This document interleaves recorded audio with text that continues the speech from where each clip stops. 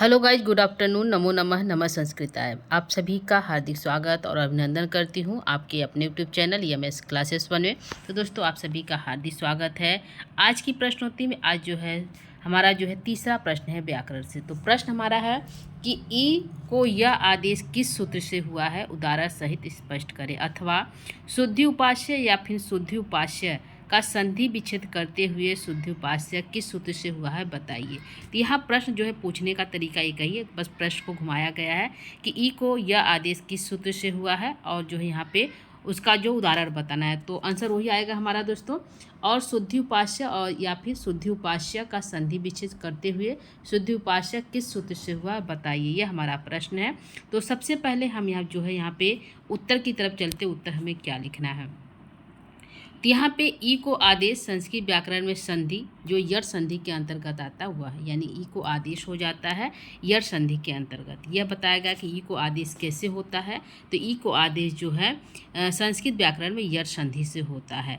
ठीक है, यहाँ पे ई को यड़ची यह सूत्र, ई को आदेश यड़ संधि कहलाता है। तो सूत्र कौन सा है, तो यहाँ पे हमारा सूत्र है ई को यड़ची। ठीक है, ध्यान रखिएगा। ई को आदेश पूछा किस सूत्र से हुआ है, तो ई को आदेश व्याकरण शास्त्र में यड़ संधि कहलाता है, उसका सूत्र है ई को यड़ची। तो यहाँ पे ई को यड़ची कैसे लिखना है, तो ई को यड़ची सूत्र हमारा हो गया दोस्तों। और सूत्र का हम इसका पूरी व्याख्या यानी इसका विच्छेद कर देंगे। तो इक किसे कहते हैं, यड़ किसे कहते हैं और अच किसे कहते हैं। अची का अर्थ होता है अच। तो यह सूत्र जो ई को करता है, ई को यड़ची, यह सूत्र कहता है कि पहले इकाय मतलब ई उ री आए, बाद में यड़ आए यानी कि य व रल आए, और तो क्या हो जाता है, उस ई को य व रल आदेश हो जाता है। कब, जब परे बाद में अची आए, तो उसके पहले यदि कोई अच आए तो बाद में यदि कोई अच आ रहा है तब हम ई उ री को य व रल आदेश कर देते। यह हमारा हो जाएगा। तो इसको आप कर सकते हैं। इक लिखना है, यड़ लिखना, अची, सबको अलग बताना है। इक में कौन कौन से वर्ड आते हैं, तो ई, छोटा ई बड़ा ई, छोटा ऊ बड़ा ऊ, री और री बड़ा री, चारों आ जाएगा। ई उ रील री यह होता है, और य व रल यह आदेश होगा, और अची बाद में स्वर आए तो। अर्थात हिंदी में कैसे लिखना है, इसको आप डिफिनेशन दे सकते हैं कि जब ई और छोटा ई बड़ा ऊ छोटा ऊ के बाद कोई स्वर यच आता है, तब उसके स्थान पे क्रमशः क्रम से ई के स्थान पे य, व के उ के स्थान पे व, र के स्थान पे री के स्थान पे र, और री के स्थान पे ल आदेश होता है। क्रमशः आदेश होता है। ऐसा नहीं कि हम ई के स्थान पे व कर दें या उ के स्थान पे य कर दें, ऐसा नहीं करेंगे। ई के स्थान पे य ही करेंगे, उ के स्थान पे या छोटा ऊ या बड़ा हो उसको व करेंगे, री के स्थान छोटा री हो बड़ा री उसको र करेंगे, री का सिर्फ री होता है, री के स्थान पे ल आदेश हो जाता है। यह नियम से होता है, यह क्रमशः नियम से आदेश हो जाता है। ठीक है, तो यह करा ई के बाद यदि स्वर आए तो यह आदेश है। ये यहाँ पे यही बता रहा है, ई हो बाद में ई हो, बाद में कोई भी स्वर आए तो ई को क्या हो जाता है, यह आदेश हो जाता है। ठीक, यहाँ पे उदाहरण की तरफ चलते हैं। उदाहरण यहाँ पे क्या है हमारा दोस्तों, उदाहरण यहाँ पे हमारा है शुद्धि उपास्य और शुद्धि उपास्य। तो शुद्धि उपास्य और शुद्धि उपास्य दोनों का संधि विच्छेद हमारा शुद्धि प्लस उपास्य ही होगा, चाहे जैसे भी लिखा हो, लेकिन संधि विच्छेद की बात होगा तो शुद्धि प्लस उपास्य ही होगा। और कौन से इसमें कौन सा संधि लगा हुआ है, तो यड़ संधि लगा हुआ है। यड़ संधि से शुद्धि उपास्य बना है। किसी भी अवस्था में प्रश्न कैसे ही पूछे कि शुद्धि उपास्य का संधि विच्छेद क्या होगा दोस्तों, शुद्धि प्लस उपास्य होगा। और शुद्धि उपास्य का संधि विच्छेद क्या होगा, तो वह भी शुद्धि प्लस उपास्य ही होगा। संधि कौन सी है, तो यड़ संधि के अंतर्गत आता है। ठीक है, ध्यान रखिएगा, दोनों अवस्था में दोनों यड़ संधि के अंतर्गत ही आएगा। ठीक है, यहाँ पे शुद्धि उपास्य का संधि सिद्धि प्रक्रिया यहाँ पे बताया गया है दोस्तों। तो यहाँ पे आप देख सकते हैं, यहाँ पे शुद्धि प्लस उपास्य हम कर देंगे, शुद्धि प्लस उपास्य यहाँ पे है, तो यहाँ पे ई को य कर देते हैं, यहाँ पे ई आएगा, ई को अलग कर देते हैं, और बाद में उपास्य। ठीक है, उपास्य हो जाता है। यहाँ पे पूरी प्रक्रिया होती है दोस्तों, शुद्ध होगा, शुद्ध ई को अलग कर देते हैं, ई हो जाता है, ई को हम क्या करेंगे, य आदेश कर देते हैं। ठीक है, बाद में कोई भी स्वर आ रहा है, यानी कि ऊ हमारा स्वर है, कोई भी स्वर आ रहा है तो ई आदेश कर देते हैं। जब इसको हम मिलाते हैं तो शुद्ध आधा ध है, य है, य में ऊ को मिला देंगे, क्या मिला देंगे, यह में उ को मिला देंगे और लिख देंगे उपास्य, शुद्धि उपास्य हमारा बन जाता है। ठीक है, तो यह हमारा दो रूप बनता है, शुद्धि उपास्य का हमारा दो रूप बनता है। एक बनता है शुद्धि उपास्य बन जाएगा जो, और एक हमारा बनेगा शुद्धि उपास्य, यहाँ पर रहेगा दोस्तों शुद्धि उपास्य। यह विकल्प से बनता है। तो विकल्प से किस सूत्र से बना है, तो एक सूत्र हमारा अनचित च है। क्या है, अनचित च है, उस सूत्र से हमारा जो है शुद्धि उपास्य बना है, विकल्प से बनता है। दो रूप बनता है लेकिन क्या बनता है दोस्तों, विकल्प से बनता है। तो यहाँ पे यह समझ में आ गया होगा। यह प है दोस्तों, ध्यान रखिएगा, मिस्टेक हुआ है। तो शुद्धि उपास्य और शुद्धि उपास्य दोनों रूप बनता है। संधि विच्छेद दोनों का एक ही होगा, और यर संधि, दोनों में यर संधि लगा है तो कौन संधि करता है, दोनों यर संधि करता है। यह हमारा हो जाएगा। इसका जो सिद्धि प्रक्रिया यहाँ बताया गया है शार्ट में, थोड़ा सा इसको हम विस्तृत में नहीं बताए हैं, तो यहाँ पे हो गया है। और यहाँ पे दो रूप बनता है, एक शुद्धि उपास्य बन जाएगा, एक शुद्धि उपास्य। यह शुद्धि उपास्य विकल्प से बनता है। उसी प्रकार दूसरा हमारा उदाहरण है मधु प्लस अरि, मध्वरी बनता है। यहाँ पर भी इसको हम देख लेते हैं। तो मधु प्लस अरि, एक बार फिर से इसको देखते हैं, मधु प्लस अरि हमारा ये जो है संधि विच्छेद है। ठीक है, अब हम जो है क्या करेंगे, बाद में बोला कोई भी स्वर आए तो यहाँ पे इसको हम अलग तोड़ देते हैं। म है, म प्लस अ है, म में अ है, ध है, ध आधा ध को, फिर उ को अलग कर देंगे, और उसके बाद जो है अरि प्लस अरि, अरि हम पूरा लिख देते हैं, इसको हम नहीं तोड़ेंगे। ठीक है, तो यहाँ पे जब हम करेंगे तो यहाँ पे क्रम से होगा। यहाँ पे बोला उ को क्या कर देंगे, व कर देंगे, क्या कर देंगे, व कर देंगे। तो यहाँ पे उ को हमने व कर दिया, क्या कर दिया, उ को व कर दिया। अब इसको हम मिलाएंगे तो हमारा बनेगा मध्वरी। म में अ आ जाएगा, म हमारा पूरा हो जाएगा दोस्तों। ठीक है, म हमारा पूरा हो जाएगा, और ध आधा ध ही रहेगा। व में अ आ जाएगा तो अ हमारा पूरा हो जाएगा और बनेगा मध्वरी, यहाँ पे अरि। ठीक है, और ये मध्वरी बन जाए, क्या बनेगा, मध्वरी बन जाता है। ठीक है, तो ये हमारा जो है सिद्धि प्रक्रिया है। आप इसको सिद्ध कर सकते हैं, तोड़ सकते हैं, तोड़ कर इस प्रकार कर सकते हैं। ठीक है, तो यह हो गया। और इसके भी दो रूप बनते हैं, एक मध्वरी बनेगा, एक जो है मध्वरी बनता है, ये विकल्प से बनता है। तो दोस्तों यह रहा हमारा जो है सिद्धि प्रक्रिया। तो उम्मीद करती है आपको सिद्धि प्रक्रिया समझ में आ गई होगी। इसी प्रकार हमारा जो है इसमें यर संधि हमारे चार उदाहरण है। एक हमारा जो है शुद्धि उपास्य, एक मध्वरी है, और जो है हमारा जो है धात्रंश है, जिसका दो रूप बनता है, जबकि हमारा जो लाकृति का एक ही रूप बनता है। तो आप इसको देख लीजिएगा, आपके पास बुक होगा, आप उसमें देख सकते हैं।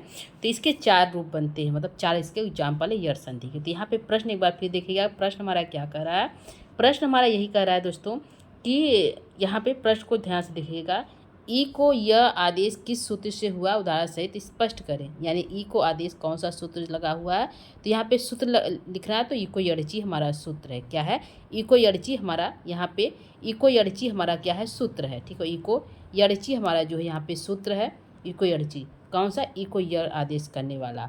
और यहाँ पे बता रहा है शुद्धि उपास्य और शुद्धि उपास्य का संधि विच्छेद करते हुए शुद्धि उपास्य किस सूत्र से हुआ है, यह बताइए। तो दोनों का हमें बताना है, तो दोनों का जो है आंसर हमारा एक ही है। आइए आंसर की तरफ चलते। आंसर आप लोग देख चुके हैं कि ई को आदेश जो करता है संस्कृत व्याकरण में उसको यर संधि के अंतर्गत रखा जाता है। इसका सूत्र है इको यरची। इको यरची का भी विच्छेद कर दिया गया है, इक यर अची, और सभी का जो है ई उरीली जो इक के अंतर्गत आता है, य व र जो यर के अंतर्गत आता है, अची स्वर बाद में स्वर आए तो यहाँ पे यही है अर्थ जो है, अर्थात उसका हिंदी लिख दिया गया है। जब ई और उ रीली के बाद कोई अच आता है तब इक के स्थान पे क्रमशः य व र ल आदेश होता है। यहाँ पे देखिएगा आदेश होता है। ठीक है, तो यह क्रमशः आदेश हो जाएगा। ई के बाद स्वर आए तो यह आदेश होता है। यह हमारा था एग्जाम्पल, हमारा दो था, यहाँ पे दो लेकर आए थे, एक शुद्धि उपास्य, एक जो है शुद्धि उपास्य, मध्वरी और मध्वरी। यह हमारा दो एग्जाम्पल था। दोनों का संधि विच्छेद यही होगा, शुद्धि उपास्य शुद्धि उपास्य। ई को यह आदेश हुआ है, इसको हम सिद्धि प्रक्रिया द्वारा बताएं, अभी आप देख सकते हैं।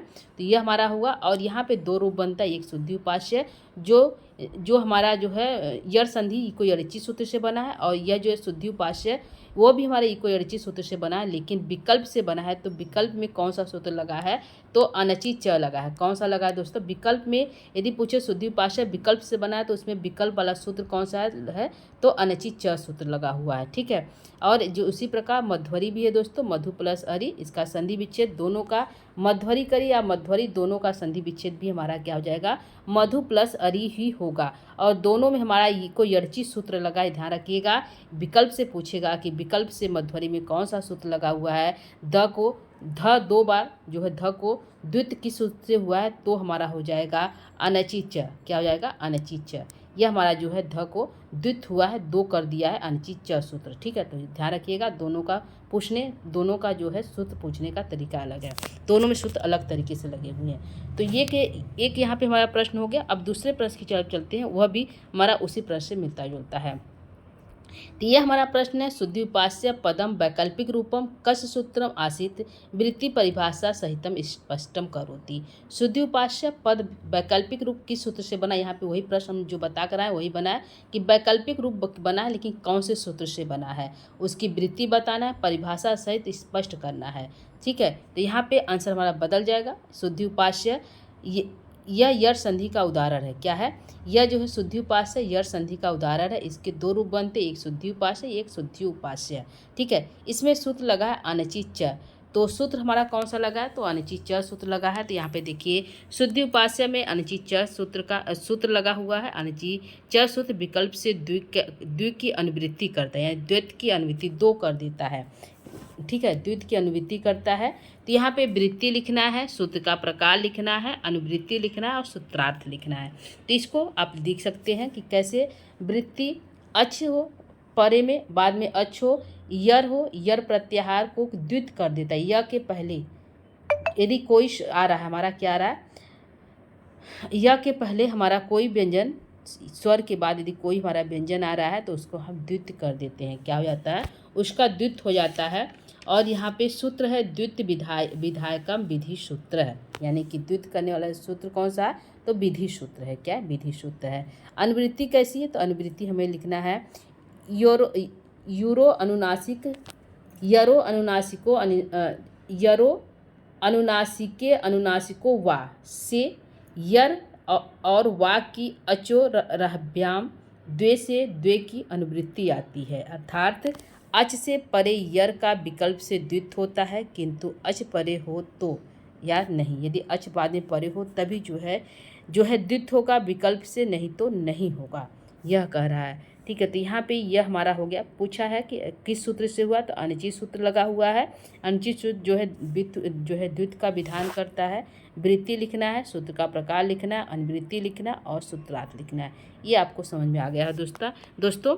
आगे हमारा जो है उदाहरण की तरफ चलते हैं। उदाहरण यहाँ पे हमने दिया है एक, क्योंकि यहाँ पे एक ही पूछा गया है।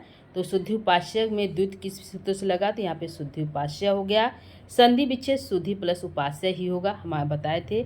इसका जो है सिद्धि प्रक्रिया किस प्रकार होगा यह यहाँ पे बताया गया है। तो यहाँ पे सिद्धि प्रक्रिया हमारा जो है यहाँ पे किया गया, फिर भी हम बता देते हैं, ठीक है। तो यहाँ पे शुद्धि प्लस उपास्य हम करेंगे, शुद्धि प्लस उपास्य, ये हमारा जो है संधि विच्छेद हो गया। अब यहाँ पे इसको हम तोड़ देते हैं। तो श है, स में हलंत लाए क्योंकि ये व्यंजन है। उ है, उसके बाद प्लस ध है, प्लस सब में लगेगा। ध है, ध में हलंत रहेगा, प्लस ई है, और उसके बाद उपास्य है, ठीक है। उपास्य है, ये हमारा हो जाएगा। उसके बाद बोला है कि ई स्वर के पहले यदि कोई ध आ रहा है स्वर के पहले, तो इसको तो यह हो जाएगा, लेकिन इस ध को जो इससे पहले कोई स्वर आ रहा है, ध से पहले कोई स्वर उ है, तो इस ध को द्वित हो जाएगा, 2 हो जाएगा। तो इसको हम 2 बार कर देते हैं। स हो गया, उ हो गया, ठीक है। और ध है, ध 2 बार हो जाएगा। ध को द यहाँ पे हुआ है, द दिखा दिया गया है। सूत्र लगा हुआ यहाँ पे दोस्तों, एक सूत्र और लगा है, तो यहाँ पे ध हो जाएगा। और य और उपास्य, तो यहाँ पे बन जाएगा शुद्धि उपास्य। यहाँ पे देख सकते हैं सु उ ध ई उपास्य है। फिर यहाँ पे ई आया है, तो ई से पहले यह हो गया, तो यहाँ पे ध का विधित हुआ है, अनुवृत्ति हो गई है। यहाँ पे जो है अनची च सूत्र लगा, इसलिए यहाँ पे ध को ध द्वित हुआ है, और यहाँ पे जो है हमारा बन गया शुद्धि उपास्य। इसको आप देख सकते हैं। तो ये हमारा हो गया शुद्धि उपास्य। और द को ध जो हुआ है, यहाँ पे ध 2 बार है, देख लीजिए, यहाँ पे दो ध है, द्वित हुआ, ध हो गया अनिश्चित च सूत्र से। लेकिन यहाँ पे जो ध को द हुआ वह किस सूत्र से हुआ, तो यहाँ पे सूत्र लग गया है झलाम झसी। क्या लिखा, झलाम झस झसी से यहाँ पे जो है कई सूत्र लगा हुआ है दोस्तों। तो यहाँ पे झलाम झस झस झसी से जो है यहाँ पे जो है इस ध को द हो गया। इसी प्रकार यहाँ पे लिख दिया गया है शुद्ध्युपास्य। यहाँ पे शुद्ध करेंगे तो ऐसे हो जाएगा आधा द आधा ध युपास्य, ये हमारा बना है। तो इस द कैसे हुआ, तो यह द जो है झलाम जस झसी सूत्र से जो है ध को द हो गया है। तो कई सूत्र लगा है दोस्तों, तो आप इसको इतना ध्यान मत दीजिएगा, बस इसका जो है संधि सिद्धि प्रक्रिया इस प्रकार कर सकते हैं, ठीक है। तो यह एक हमारा उदाहरण हो गया। हम एक उदाहरण आप देते हैं जो आपका हमारा हो गया, यहाँ पे मध्वरी को छोड़ देते हैं। यहाँ पे एक एग्जाम्पल हमारा और उसको देख लेते हैं, जैसे धात्रंश। तो धात्रंश को हमारा यहाँ पे देख लेते हैं, धात्रंश कैसे बनता है। तो यहाँ पे धात्री प्लस अंश हो जाएगा, धात्री प्लस अंश, ठीक है, अंश। तो यहाँ पे हम तोड़ देते हैं, ध है, ध में आ है, ठीक है, और यहाँ पे जो है त्र है,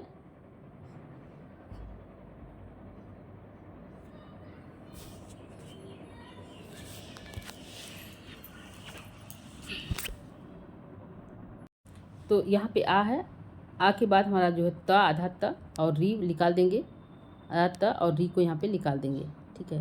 री लिए बाद में अंश हो जाएगा। तो हमें यहाँ पे ध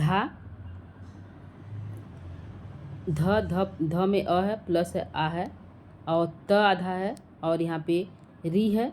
तो बाद में बोला कोई भी स्वर आए तो आ स्वर है, तो इस त को हम जो है द्वित कर देंगे अनिश्चित च से, तो डबल त हो जाएगा, ठीक है, डबल त हो जाएगा। तो यहाँ पे हमारा हो जाएगा ये अंश हो जाएगा, यहाँ पे अंश हो जाएगा, आगे देख लीजिएगा।